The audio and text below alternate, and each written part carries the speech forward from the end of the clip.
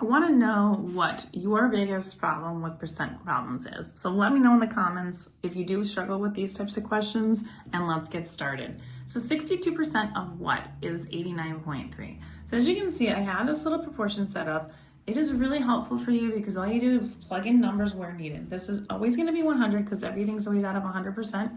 We are given the 62%, so we know that that's going to replace that percent sign. So we're going to do 62 over 100.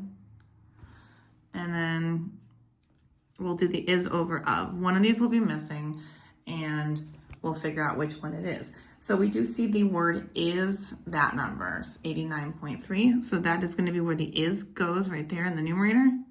So 89.3, which means that my of is the missing piece.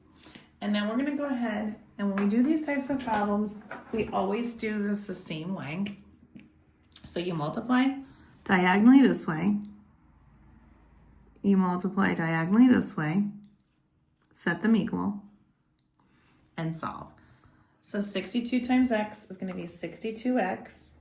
Let's put this right here. And then we want to do the 100 times the 89.3. And again, should be able to be done in your head, but if it's not, that's okay. Because the last part you're going to probably not necessarily be able to do in your head.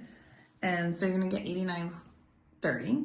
And then our last step is always going to be to divide. So we're going to divide both sides by the number in front of x. In this case, it's a 62. It all really depends on what type of a problem you're going to end up having.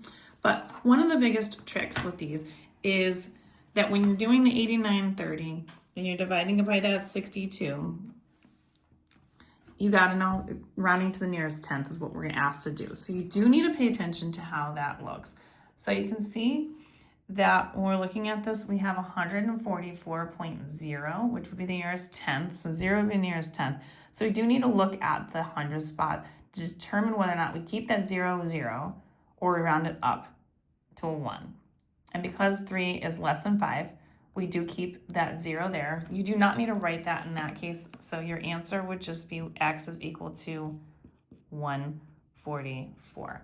And that is all we have to do. If you want more questions like these, find them on my YouTube, Instagram, and TikTok at U1 Algebra. All of these are going to be located in the Are You Ready for Middle School Math section.